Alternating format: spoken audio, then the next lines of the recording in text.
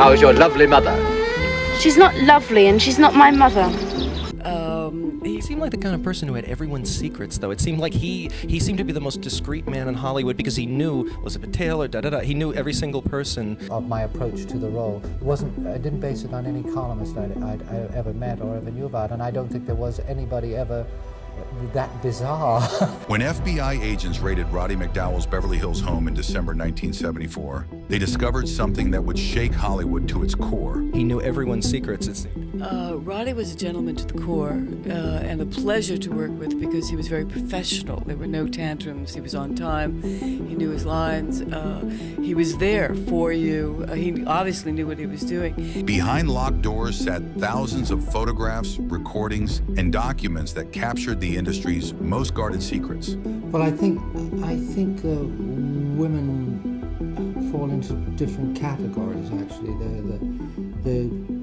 there were the girls, and then there were the leading women. What they found in those basement vaults would expose a decades-long operation that powerful studios had spent millions trying to keep buried. Roddy McDowall arrived in Hollywood at age 10, fleeing the London Blitz with his mother and sister in September 1940. Fox Studios immediately put him to work. His first American film came within months. By age 12, he was sharing the screen with Elizabeth Taylor in Lassie Come Home, and by 13, they were making National Velvet together. The studio system ground child actors into dust, but Roddy was different. He watched everything. While other child stars were kept isolated between takes, Roddy wandered the Fox lot with a camera his mother had given him. He photographed directors arguing with producers. He captured actresses crying in their dressing rooms after being told they were too old at 25. He documented the pills that kept child actors awake through 18-hour shooting days. The studio executives thought he was just playing with a toy. They had no idea he was building a collection that would haunt them for decades. His mother taught him early that Hollywood was a business built on disposable people. She watched what happened to child stars who believed the studios actually cared about them. Jackie Coogan had earned millions and ended up broke because his parents spent everything. Judy Garland was fed amphetamines to keep her thin and working. Roddy's mother made sure her son understood that fame was temporary, but documentation was forever. By age 15, Roddy had already appeared in over 20 films. He knew which directors drank before noon, which producers had teenage mistresses, and which stars were secretly gay in an era when that could destroy careers overnight. He never gossiped. He just kept taking pictures and writing everything down in journals that he locked in his bedroom closet. The adults around him assumed his silence meant ignorance. They were catastrophically wrong about that assumption. Good morning, Linda. How's your lovely mother? She's not lovely and she's not my mother. When Roddy turned 18 in 1946, Fox Studios did what they always did to aging child stars. They dropped his contract without warning.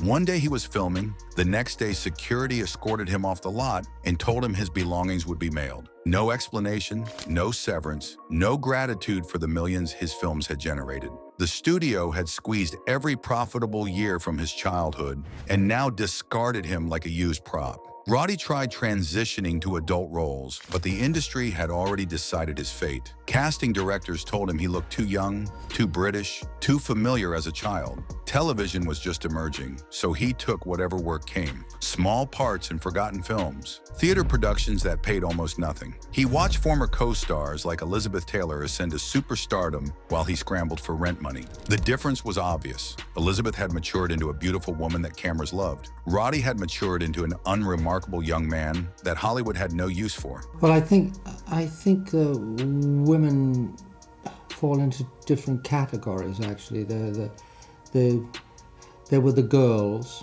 and then there were the leading women. During these lean years, something shifted in how Roddy saw the industry. He started attending parties not to network, but to observe. He brought his camera everywhere, and people let him photograph them because they still remembered him as harmless little Roddy from those family pictures. Actresses who were publicly dating leading men would kiss women in corners when they thought nobody was watching. Producers who presented themselves as devoted family men would disappear into bedrooms with starlets young enough to be their daughters. Directors who preached method acting were shooting heroin in bathrooms. Roddy photographed all of it. He never showed anyone the pictures or mentioned what he saw. He just went home and filed everything away in carefully labeled boxes that were accumulating in his closet. His mother asked him once why he kept taking pictures at parties if he was not trying to become a photographer. Roddy told her he was creating insurance. She understood immediately what he meant. In Hollywood, information was the only real currency that never depreciated. Roddy McDowall was gay in an era could end careers, result in arrest, and destroy lives. The Hollywood studios employed private investigators whose entire job was catching stars in compromising situations. If they found evidence that a major actor was gay, the studio would either force them into fake marriages or destroy them through leaked information to gossip columnists. The system was ruthless and efficient. Roddy learned early to maintain absolute discretion. He never brought men to his home. He never went to known gay bars. He never wrote letters that could be intercepted. Instead, he cultivated friendships with powerful women who protected him. Elizabeth Taylor became his closest confidant, and her massive star power created a shield that kept studio investigators away. Montgomery Clift, James Dean, and Rock Hudson all dealt with the same terror of exposure, and Roddy quietly documented how the studios blackmailed them into compliance. The FBI maintained files on suspected homosexuals in Hollywood, considering them security risks who could be blackmailed by foreign governments. J. Edgar Hoover was obsessed with cataloging activities of celebrities. FBI agents attended parties, bribed servants, and intercepted mail looking for evidence. Roddy knew about the surveillance because he had photographed FBI agents at multiple Hollywood events pretending to be guests. He started keeping a separate file on the investigators themselves, noting who they talked to and who they targeted. Rock Hudson's situation particularly fascinated Roddy. Universal Studios knew Hudson was gay from his first screen test, but his looks were too valuable to waste. They arranged a fake marriage to his agent's secretary, fed stories to fan magazines about his virile masculinity, and threatened him constantly with exposure if he stepped out of line. Roddy attended Hudson's wedding and photographed the groom looking miserable, while studio publicists forced him to kiss his bride for cameras. That photograph stayed hidden in Roddy's archive for decades, a perfect encapsulation of Hollywood's manufactured reality. In 1963, Roddy got cast in Cleopatra as Octavian, which put him on the most chaotic film production in Hollywood history. Read for yourselves how dearly Antony loves you, loves Rome in this, his last will under his seal.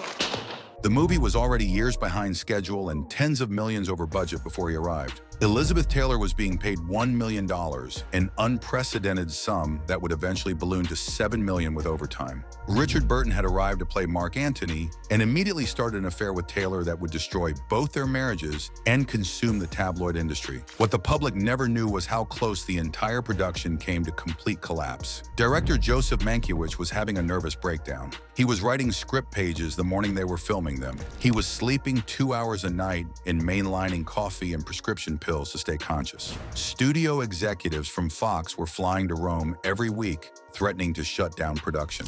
The insurance companies were demanding daily reports. Meanwhile, Taylor and Burton were openly living together while still married to other people, creating an international scandal. Roddy watched the catastrophe unfold with his camera always nearby. He photographed Mankiewicz passed out in his director's chair between takes. He captured Taylor and Burton kissing behind equipment crates while their spouses were giving interviews 50 feet away. He documented the moment a Fox executive screamed at Mankiewicz that he was personally bankrupting the studio. Every frame of film was evidence of an industry losing control of its biggest investment. The production cost eventually reached $44 million, making it the most expensive movie ever made at that point. Fox Studios nearly went bankrupt. They had to sell their backlot just to stay solvent. Yet Cleopatra became a massive hit, grossing $57 million in its initial release. The chaos and scandal had actually helped the box office. Roddy understood then that Hollywood was not really about making good films. It was about creating spectacles that people would pay to witness, and destruction was often more profitable than artistry.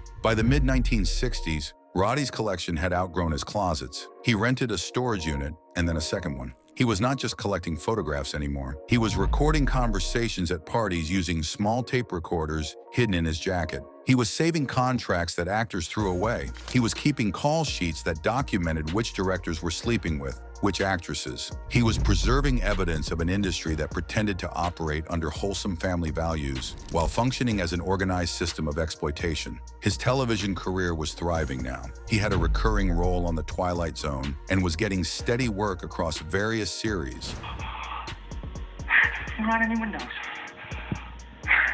There aren't any windows anywhere. But his real focus was the archive. He spent thousands of dollars on fireproof filing cabinets. He organized everything by decade, by studio, and by subject. He created cross-references so he could quickly find every piece of information related to specific individuals. The archive was becoming more valuable than anything else he owned. Roddy started attending more parties specifically to gather material. He became known as someone who was always around but never threatening. People trusted him because they remembered him as a child star, and child stars were supposed to be harmless. Actresses told him about abortions they were forced to have. Actors described the beatings they received from studio enforcers. Directors admitted to blacklisting performers who refused advances. Everyone talked around Roddy because everyone assumed he would never repeat anything. What none of them knew was that Roddy was creating a historical record of Hollywood's actual operations. He was documenting systematic abuse,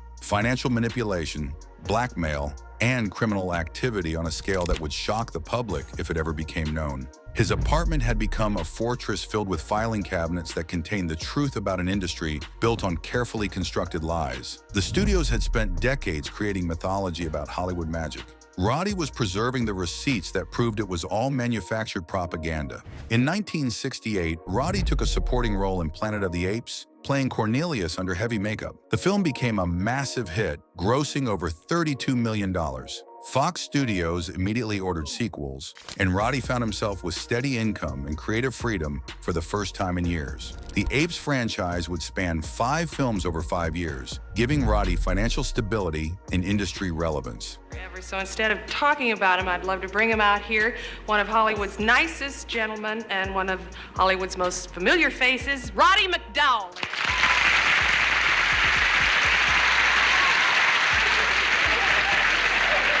But the real value of the Apes films was access. Roddy was now working regularly with major directors, producers, and executives. He was attending industry events as a current star rather than a former child actor. Studio heads who previously ignored him were suddenly taking his calls. He used this access to expand his archive systematically. He befriended executives who would complain about other executives. He photographed documents that were left on desks during meetings. He recorded conversations in restaurants where deals were being negotiated. The Apes makeup sessions took hours each morning, and Roddy used that time to interview the makeup artists and technicians about their experiences. These crew members had worked on hundreds of productions and witnessed things that actors never saw. They told him about directors who physically assaulted performers. They described the dealers who supplied studios with.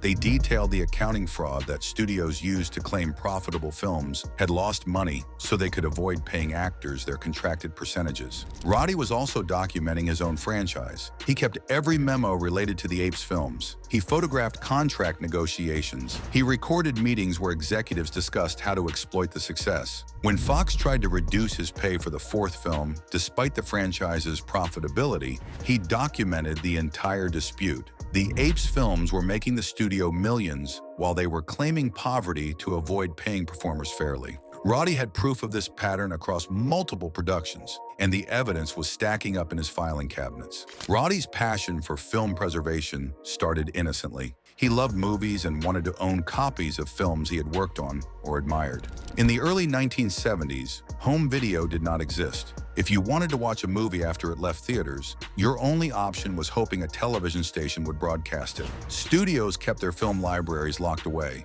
considering them archived assets rather than ongoing products. Roddy discovered that certain film labs and post-production facilities could make copies if you had the right connections. He started requesting prints of his own films, which seemed reasonable since he had starred in them. Fox gave him a print of Lassie Come Home and How Green Was My Valley without issue. Then he started requesting films he had not appeared in. He told labs he was researching for roles or creating educational materials. Most facilities did not question him because he was a known actor with studio connections. The collection grew rapidly. Roddy was making copies of rare films that studios were letting deteriorate in their vaults. He was preserving deleted scenes and alternate takes that were scheduled for destruction. He was saving television broadcasts that would never be repeated. In his mind, he was protecting cultural artifacts that the studios were negligently destroying through indifference. The studios saw it differently. They considered him a thief stealing their intellectual property. By 1974, Roddy had amassed one of the largest private film collections in America.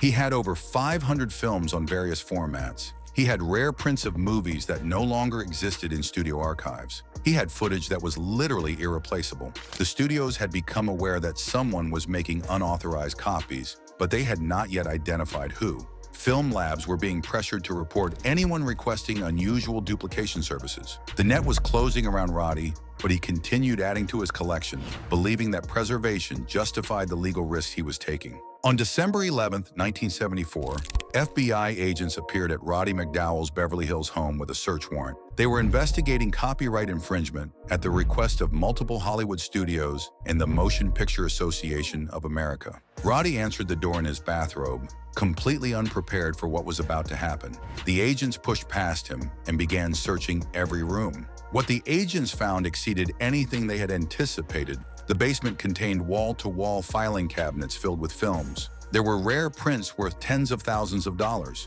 There were deleted scenes from famous movies. There were television broadcasts that were never supposed to be preserved. The agents started loading everything into trucks while Roddy stood watching helplessly. The raid lasted 6 hours and required multiple vehicles to transport everything they confiscated. But the films were not the most dangerous part of what the FBI seized. Mixed in with the movie collection were the archives Roddy had been building for 30 years. There were photographs of industry executives in compromising positions. There were recordings of conversations about blackmail and contract manipulation.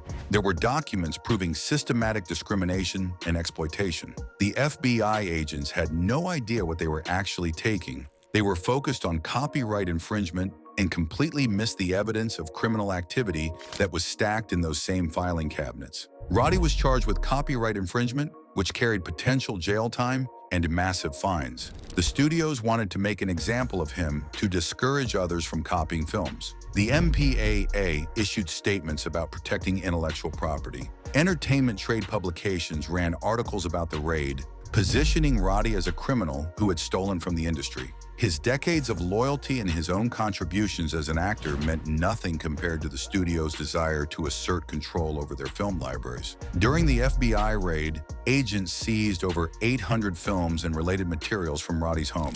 They cataloged every reel, every tape, and every piece of equipment, but they missed the most valuable collection entirely. The photographs, recordings, and documents that made up Roddy's real archive were stored separately in a location that the FBI never discovered. Only Roddy and his closest friends knew where the actual archive was hidden. He seemed like the kind of person who had everyone's secrets, though. It seemed like he seemed to be the most discreet man in Hollywood because he knew Elizabeth Taylor, he knew every single person. The studios thought they had won. They believed seizing Roddy's film collection would break him financially and serve as a warning to anyone else who might challenge their control. Trade publications reported that the raid had recovered millions of dollars worth of stolen intellectual property. The MPAA held press conferences congratulating themselves on protecting the industry. Meanwhile, Roddy's documentation of their actual crimes remained safely locked away.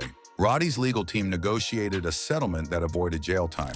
He agreed to pay fines and surrender any remaining unauthorized film copies. The studios agreed not to pursue further charges. Both sides claimed victory publicly, while privately acknowledging the case was more complicated than it appeared. The studios knew that prosecuting a beloved actor for film preservation would create bad publicity. Roddy knew that fighting the charges would expose him to discovery that could reveal the existence of his other archives. The settlement included a gag order preventing both parties from discussing the case details. This served everyone's interests. The studios could claim they had punished a copyright violator, without admitting their own negligence in film preservation. Roddy could move on without risking exposure of his true collection. The FBI closed the case believing they had solved a straightforward piracy issue, never realizing they had stumbled onto evidence of systematic industry corruption and then walked away from it. While Roddy's copyright case was being settled, he was simultaneously working on a project that would expose one of Hollywood's darkest periods. He had been cast in the drowning pool opposite Paul Newman, but more importantly, he was gathering information about the 1950s blacklist that had destroyed hundreds of careers. Roddy had lived through the McCarthy era and witnessed how the industry had destroyed people for suspected communist sympathies. His archive contained evidence that the blacklist had been more extensive and more deliberately cruel than the public knew. He had photographs of meetings where studio executives decided which actors to target. He had recordings of conversations where producers admitted they were blacklisting people not for political beliefs, but for personal vendettas. He had documents showing that some actors were blacklisted simply because they refused advances from powerful executives who then used communist accusations as cover for revenge.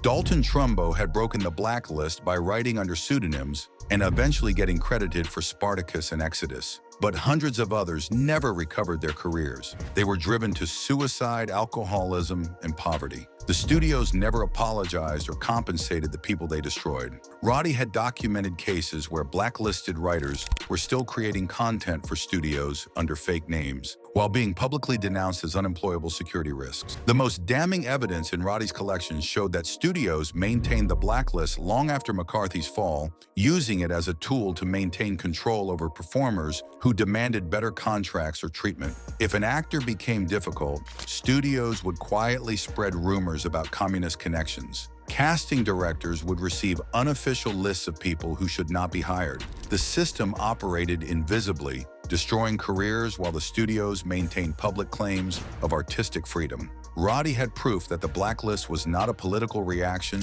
but a business strategy designed to terrorize performers into submission. After the FBI raid, Roddy became more careful but did not stop building his archive. He just implemented better security. He created a network of trusted friends who helped him hide materials across multiple locations. Elizabeth Taylor stored boxes in her Bel Air estate. Montgomery Clift's family kept files after his death. Roddy's sister maintained a storage unit in London that American authorities would never search. This distribution system made the archive nearly impossible to seize. Even if authorities raided one location, they would only find a fraction of the material. Roddy created indexes that only he could decode, showing which materials were stored where. He made copies of the most sensitive documents and photographs, keeping duplicates in different locations as insurance. The system was elaborate, paranoid, and absolutely necessary given what had happened in 1974.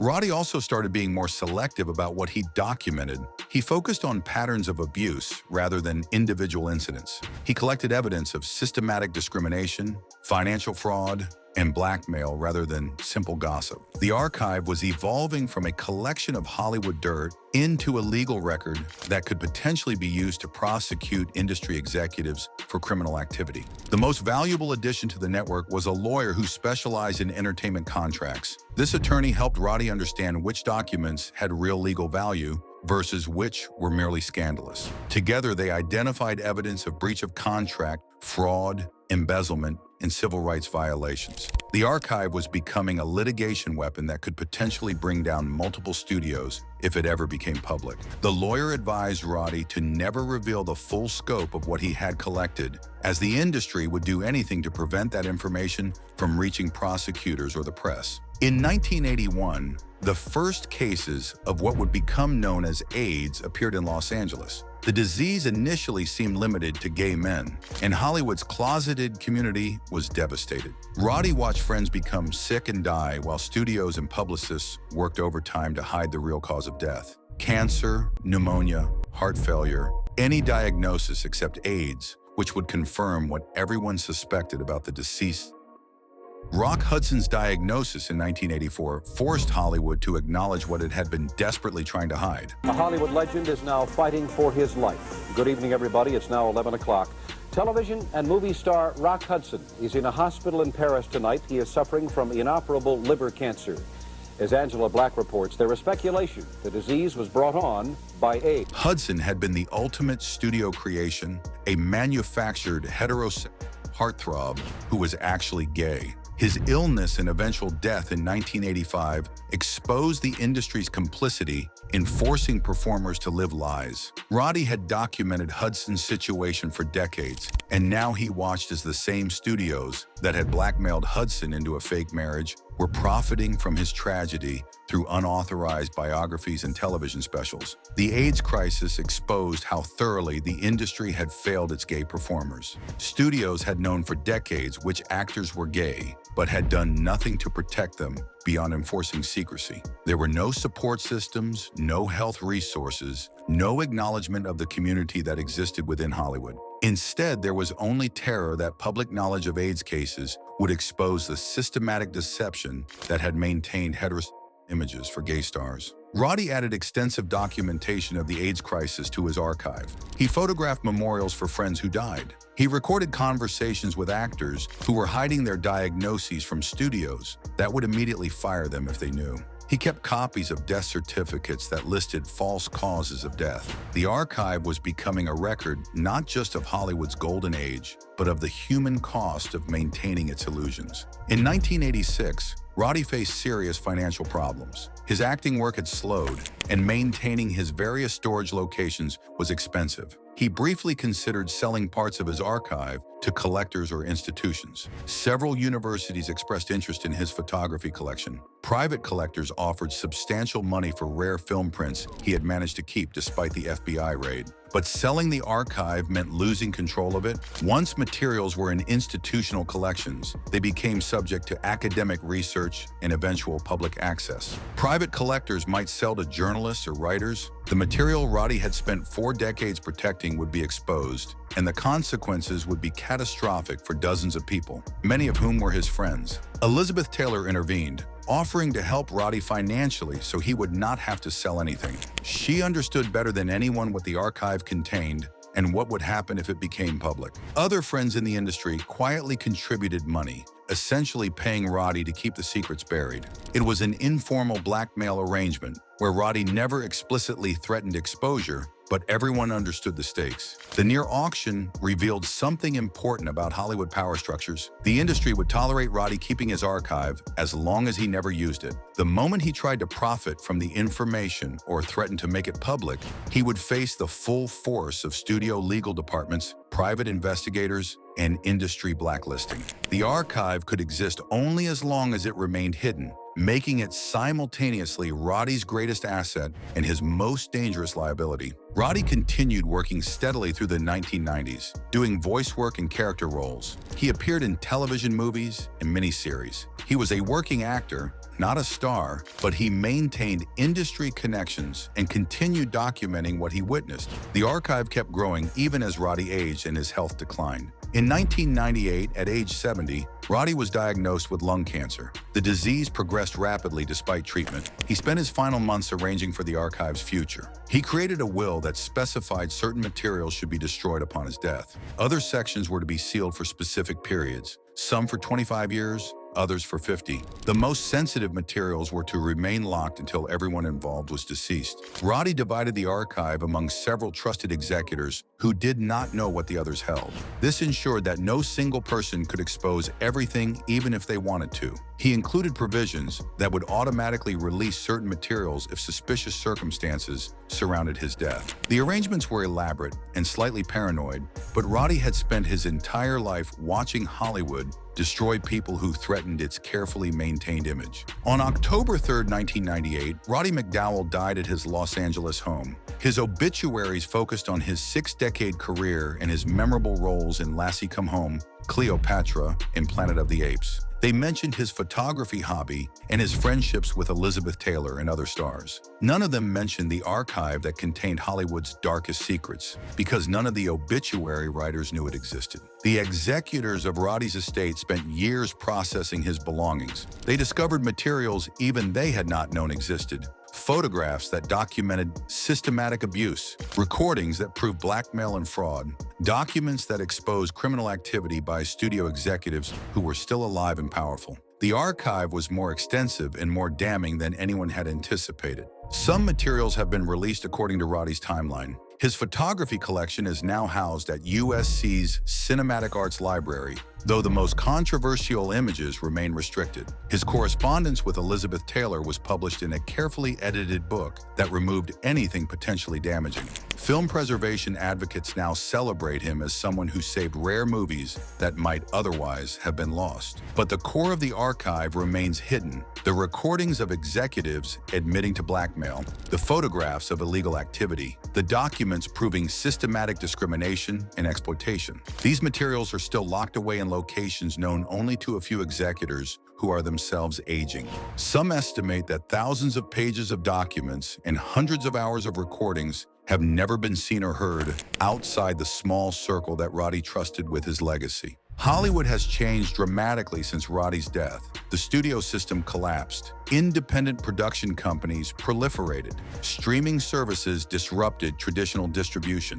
But the fundamental power structures remain similar. Executives still control access and opportunity. Performers are still exploited and discarded. The industry still protects its own at the expense of justice and truth. Roddy's archive documents how this system operated in the 20th century, and that documentation remains relevant because the system itself has never been dismantled. Anyway, that's it for the video, folks. Bye.